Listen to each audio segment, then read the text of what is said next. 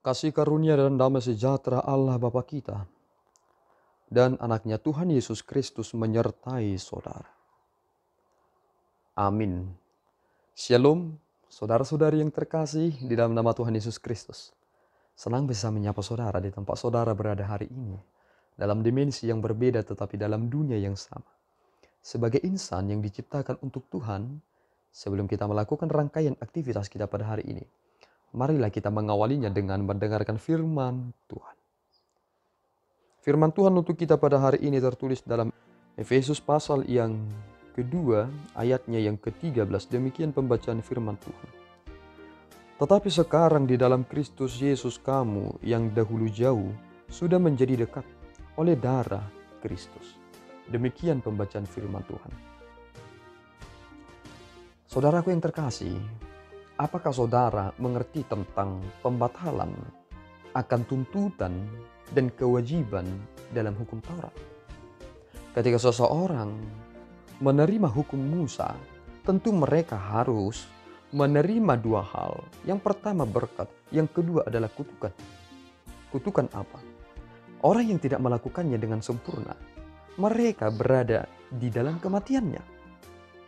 Tetapi kini ketika kita sudah berada di dalam Kristus, maka Rasul Paulus berkata kepada jemaat di Efesus, ingatlah bahwa dahulu kamu sebagai orang yang bukan Yahudi menurut daging, yang disebut orang yang tak bersunat oleh mereka yang menamakan dirinya sunat, yaitu sunat lahiriah yang dikerjakan oleh tangan manusia.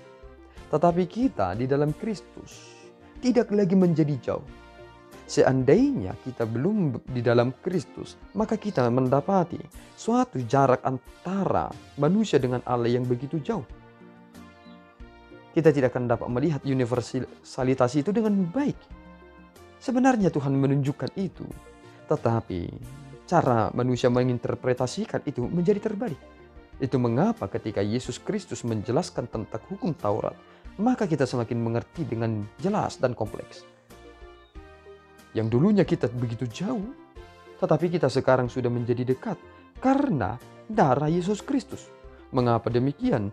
Karena dialah damai sejahtera kita yang telah mempersatukan kedua pihak, yang telah merubuhkan tembok pemisah, yaitu perseteruan. Sebab dengan kematiannya sebagai manusia, ia telah membatalkan hukum Taurat dengan segala perintah dan ketentuannya untuk menciptakan keduanya menjadi satu manusia baru di dalam dirinya, dan dengan itu mengadakan damai sejahtera. Apakah saudara menangkap hal ini? Bahwa ternyata buah-buah roh yang dinyatakan oleh Rasul Paulus, kasih, sukacita, damai sejahtera.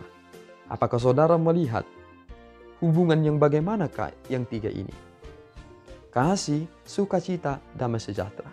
Ini benar-benar hubungan yang konkret yang menyatukan manusia dengan Allah. Damai sejahtera Allah turun atas manusia dalam Kristus.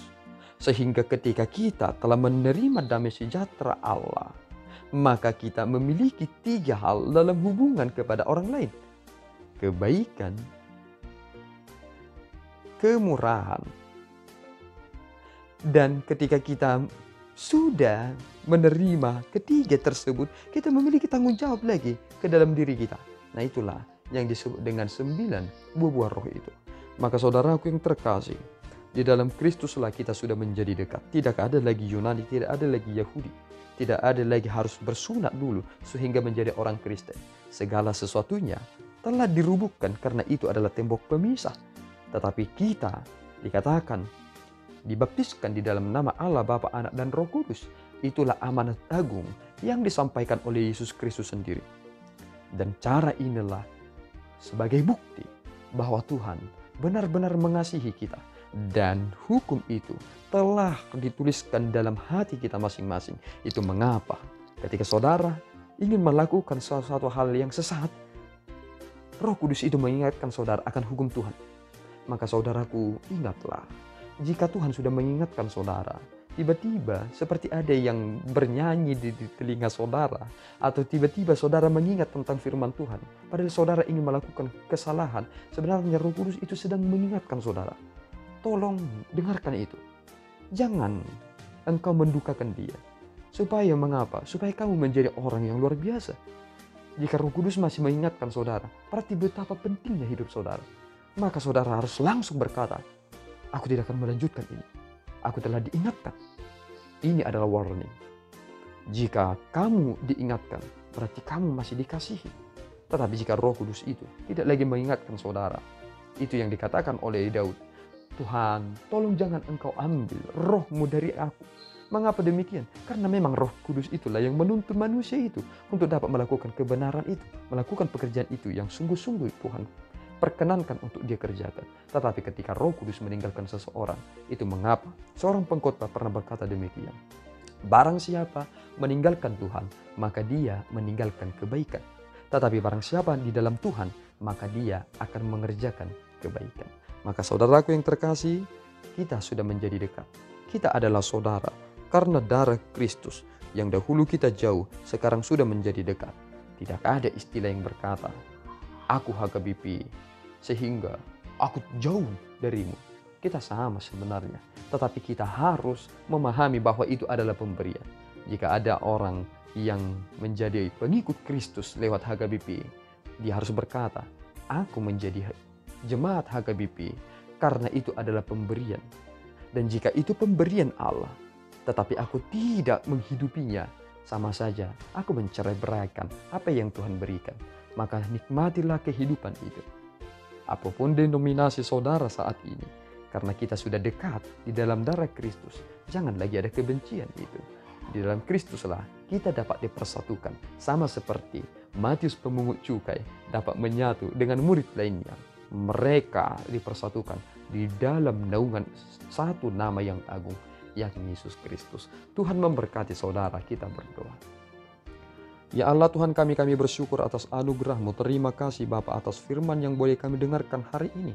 Yang dulu kami jauh, sekarang sudah menjadi dekat. Engkau mendekatkan kami kepadamu ya Bapa, lewat damai sejahtera yang boleh kami terima. Pelihara kami Bapa, sehingga kami mensyukuri segala sesuatu itu. Sehingga kami memiliki hidup yang berkualitas. Tolong kami ya Tuhan, supaya kami mengerti apa yang boleh kami jalani dalam kehidupan ini. Apa yang boleh kami raih dalam kehidupan ini. Sehingga kami menghindarkan keberdosaan kami. Dan mendengarkan Roh Kudus yang menuntun kami kepada kebenaran. Terima pujian kami ya Bapa, dalam Yesus kami telah berdoa dan mengucap syukur. Anugerah Tuhan kita Yesus Kristus, kasih setia Allah Bapa, dan persekutuan Roh Kudus menyertai saudara. Amin. Tuhan Yesus memberkati.